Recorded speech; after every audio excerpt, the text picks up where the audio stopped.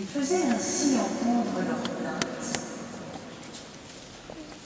qui cessa bientôt, car Dieu leur donna du secours,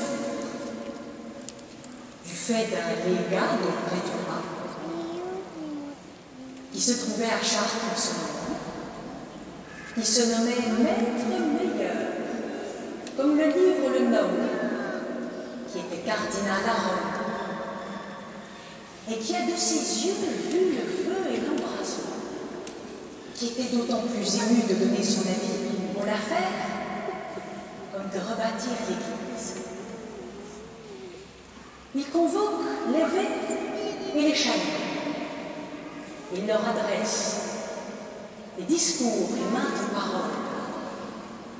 Il leur dit: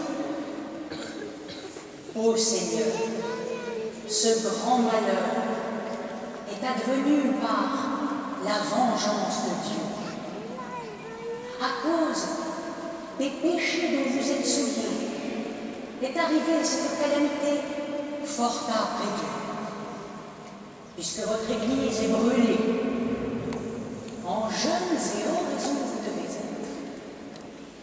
Il convient que nous soyons tous en pénitence.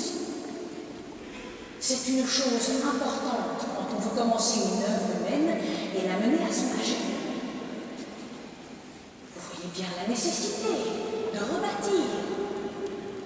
Point n'est besoin de vous faire de longs sermons, ni de citer les autorités. Vous devez donner l'exemple.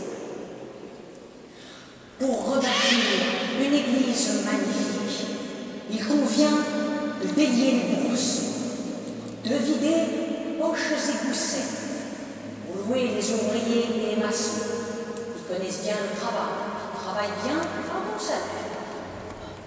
À cette grande œuvre, nul ne doit se dérober.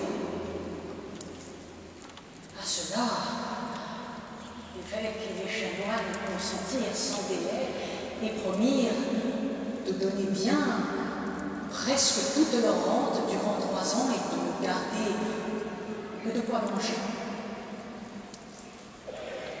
Peu de temps après, en un jour de solennité, Maître Meilleur convoque le peuple cette fois, à l'endroit même où l'église avait été brûlée.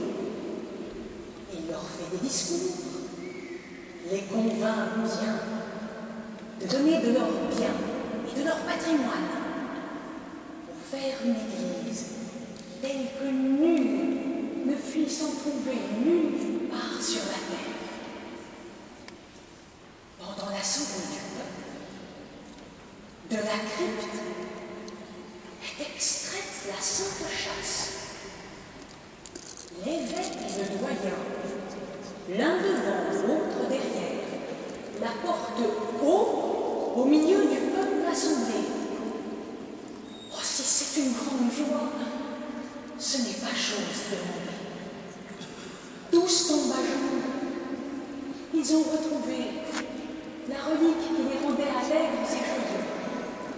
Ils ne se retiennent pas de pleurer et promettent de donner de leur bien